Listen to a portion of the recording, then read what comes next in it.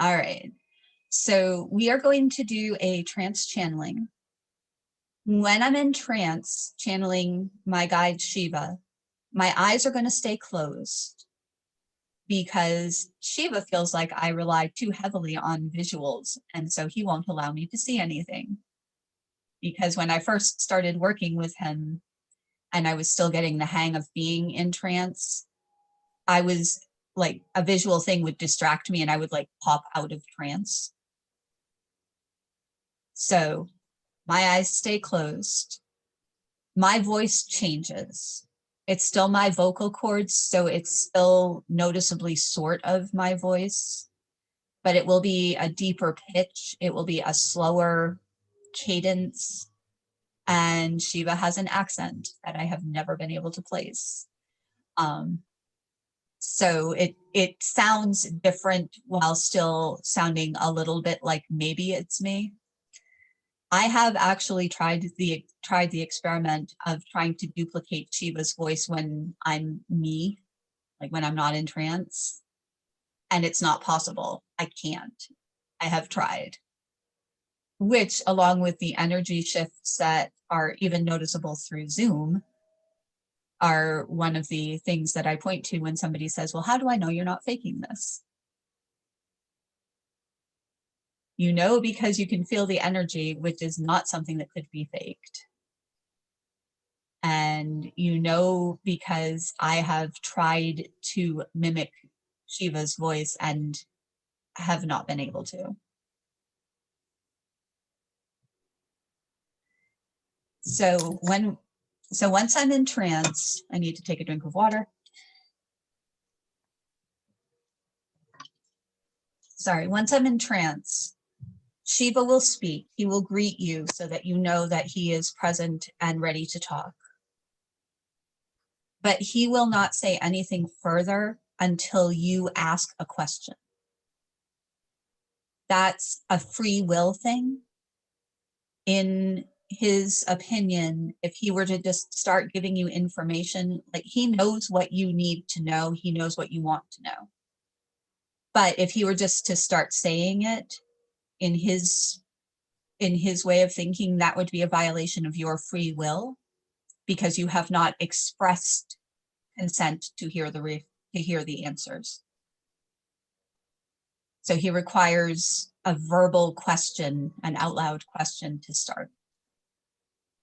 Once he starts talking, he will probably pause at times to give you a chance to ask an additional question or confirm that you understand what he's saying or anything like that. It's when I do channeling, whether it's relayed or trance, it is a dialogue. It's not you sit there and listen while Shiva just spews words for a half hour or whatever. It is intended to be a conversation. Got it. So do you have any other logistical questions? I don't think so. And you said that you wanted to go for about 15-20 minutes. Yeah, just for the purposes of this recording, just so that people aren't having to devote their entire afternoon to viewing the recording. Okay. Okay. All right. So going into trance takes me a minute-ish. It is an induction process that I go through in, mostly in my head, but it is something that I have to actually go through in order to be able to channel effectively. So I will get started. And as I said, once I'm in trance and Shiva is present, he will speak.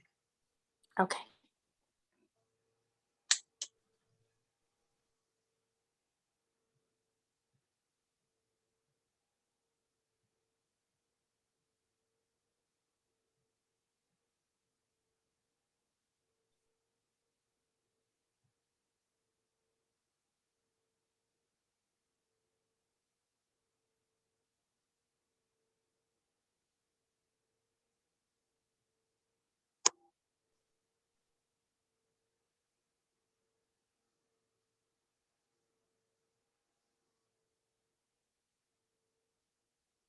Greetings, Sue.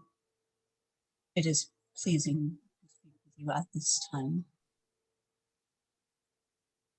I am Shiva. I am happy to answer whatever question you have to ask. Hello, Shiva. Welcome. I have to ask a question about my spirit guides or spiritual guides. I know that they're there. I can feel them, but they haven't been talking to me or haven't been reaching them lately.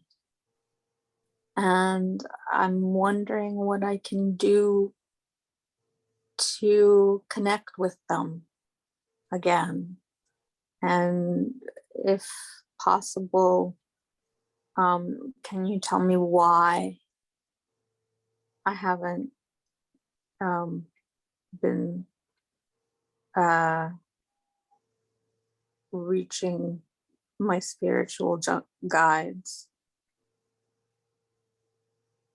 I believe that you will be working with my host shortly to reform that connection. Mm-hmm. That session will address some of your concerns. Mm-hmm. In the past, you have felt a connection present and you have experienced communication with your guides. Mm-hmm. This has ceased to be the case in your perception. Mm-hmm. It has not truly ceased. They are there, but have been giving you what you might call nudges rather than speaking to you overtly as you are attempting to process the information that you have newly obtained about your past. Okay. In part as well, you have begun to deny on a subconscious level that these beings are there because your guides, the guides of any human, feel only love and compassion and demonstrate only love and compassion to the human. In the current state that you are in your journey, you are unable to fully accept this from them. And so a part of your mind is shutting it out. Oh, I hadn't realized that. Thank you. It is not a permanent disconnection. It is, in fact, not a disconnection at all. They are there. They are giving you their support and their love. You feel it in unguarded moments when you are able to allow yourself to be open. They will not force you to communicate with them. That is not the nature of guides. We do not force, we offer and allow the human to make the decision. When you have reached a point, which will soon come, where you are again able and fully willing to receive what they offer to you, this connection will be restored. It will, in fact, deepen as you come to accept that you do deserve the love and support they have for you. Okay. Is there anything I can do to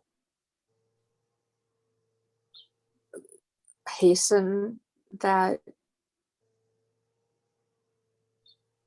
reconnection? Or Acting out of impatience will only throw up further obstacles. Okay. This is something that you have experienced, in fact, since you were a small child. You heard your guides speaking to you and felt them supporting you even then, although others around you told you it was your imagination or told you not to speak of it. They have always been with you. They will always be with you. But your impatience to reconnect with them or to become re-aware of this connection is in part your ego's way of distracting you from the journey you face, and is also in part a reaction from your subconscious to the mistaken belief that this is somehow a failure on your part. It is not a failure. It is not, in fact, a choice that you made. Just as at times you need space away from friends or even family in order to process or to care for yourself, at times you need space from your guides. They have not left you. They are merely in the background, so to speak, while you gain the conscious awareness and acceptance of your past. They wish to allow you the time to gain that for yourself. If you are still in full connection with them as you have been in the past, you would be leaning upon them and would be seeking for them to provide you the assurances that you need to gain from yourself. I see. That's very true. Thank you. You are welcome. You will reconnect with them soon. They have heard the conversation you had previously with my host. They know that you are ready for your journey and that you will shortly be ready to have their full support with your full awareness. It will not be a long time until you are able to restore this connection, but it is something that cannot be, as you put it, hastened. So I will just be patient and everything will happen when it's supposed to. Everything will occur when you are ready and when you choose to allow it. At this time, part of you is still not ready to restore that connection because part of you is not ready to accept that you deserve it. Okay. Okay. Okay. You And then have yes. You have many gifts and you have much support. You are entering a process of unpacking both events of your past that have obscured your true self and of unpacking that true self and the gifts and skills you as a full person possess.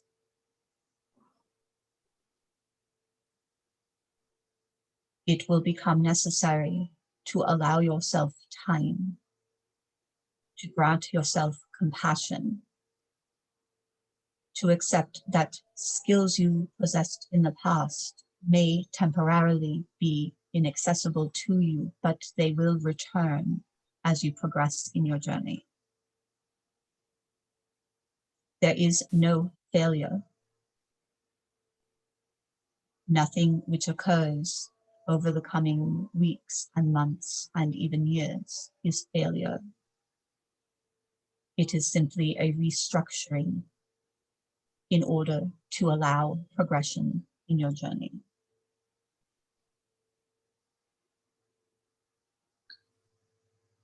So I shouldn't worry if things that I could do in the past, I can't do now in terms of energetically.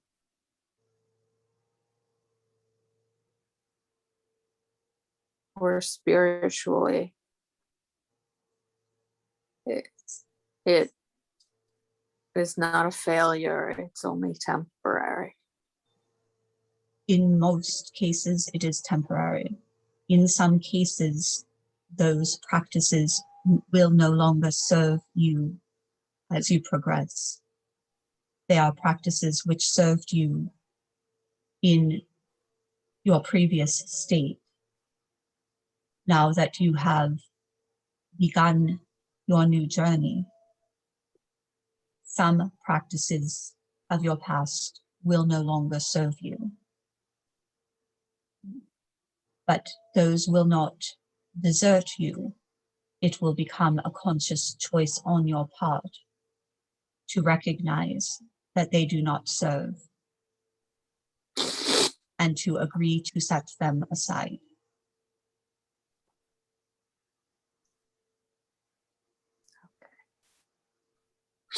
Got it. Over the course of your journey, you will become more yourself than you have ever been. You are not becoming a new person. You are becoming the person you have always been. That person was obscured by experiences and the results of those experiences. As you progress in your journey, you will change because you will become more whole. Mm-hmm. Mm-hmm. At times, you will perceive that you are experiencing setbacks, but they are not setbacks. They are signs of the changes you are undergoing. Mm.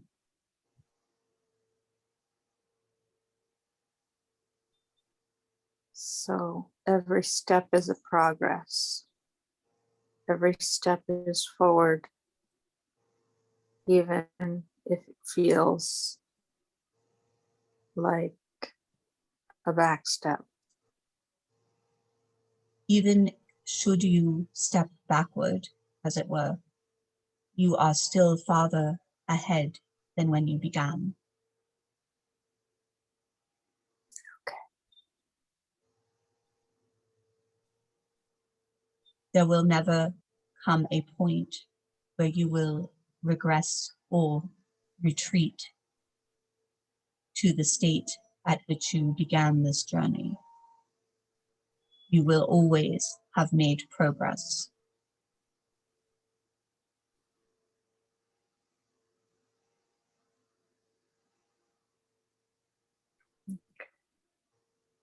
And you will always have support on the journey.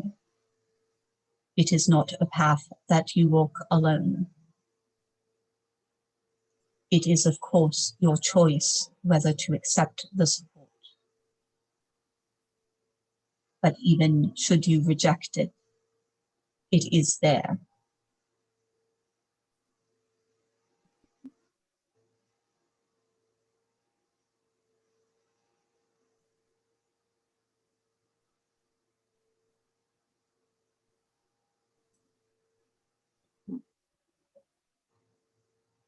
And I think that's 15 minutes. If you have no further questions, I shall take my leave at this time. I don't have any further questions. Thank you very much, Shiva. Thank you. It has been pleasing to speak with